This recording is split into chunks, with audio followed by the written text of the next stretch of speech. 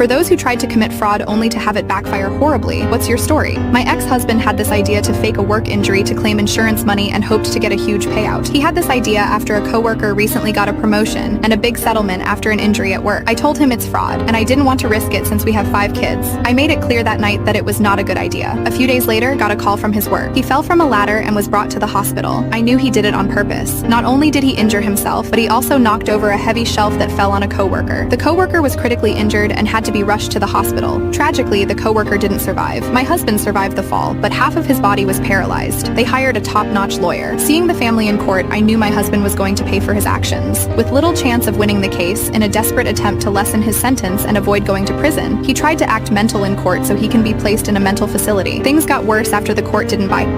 Court saw through his lies, and he was sentenced to prison for fraud and manslaughter. What's heartbreaking is that the coworker's pregnant wife is now all alone.